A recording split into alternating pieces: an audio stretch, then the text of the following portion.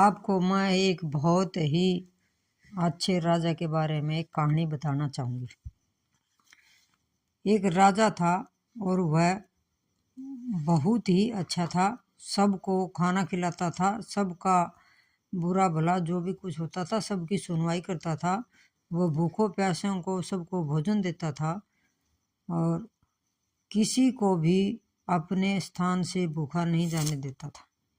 एक दिन भगवान ने उसकी परीक्षा लेने के लिए गया और राजा अपने घोड़ों की घुड़साल में बैठा हुआ था। एक भगवान साधु वेश में वहां पहुंचा, बोला राजन मुझे भोजन दीजिए, बड़ी जोर से भूख लगी है। राजा ने कहा कि हमारी तो रसोई बंद हो चुकी। उस साधु ने कहा नहीं, मुझे तो भोजन चाहिए, मैं तो भूखा हूँ, खा के जाऊंगा। राजा ने कहा कि नहीं नहीं है कोई बनाने वाला। बोला नहीं, मैं तो भोजन खा के जाऊंगा। राजा घोड़ों की घुड़साल में बैठे हुए थे। राजा ने एक बुगटा भर के घोड़ों की लीद उसकी झोली में डाल दी। राजा बोला जा खा लिए।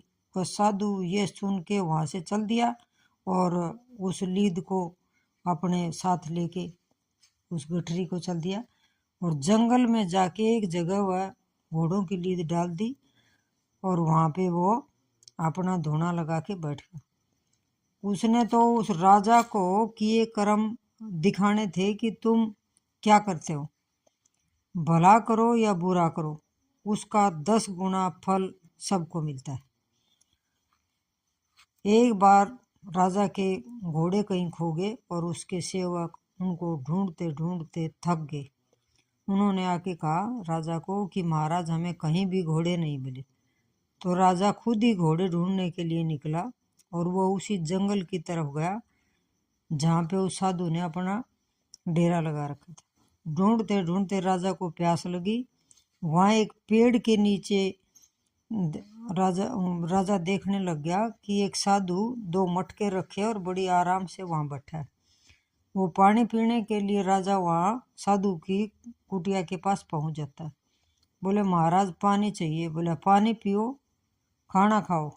राजा ने देखा कि इसके पास तो बहुत सारी लीद भी पड़ी है, ये तो घोड़े भी ज्यादा रखता है। उसने साधु से कहा महाराज आप घोड़े ज्यादा ही रखते हो। बोला नहीं, मैं तो कोई घोड़े रखता ही नहीं। तो बोले ये इतनी लीद कहाँ से आई? बोली ये तो आपके दिए दिन है, जब मैं आपके पास पेट को भूख लगी हुई थी तो मैं चला गया लेने के लिए। आपने अनाज तो डाला नहीं, ना रोटी खिलाई और आपने ये लीद डाल दी, उसी वही लीद है। बोले मैंने तो वो थोड़ी सी डाली थी, इतनी ज्यादा कैसे होगी?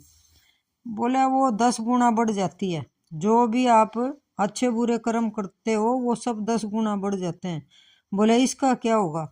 बोले ये खाने की झोली में डाल रखी है तो आपको खानी पड़ेगी, जिसने डाली है उसी को मिलती है वो चीज।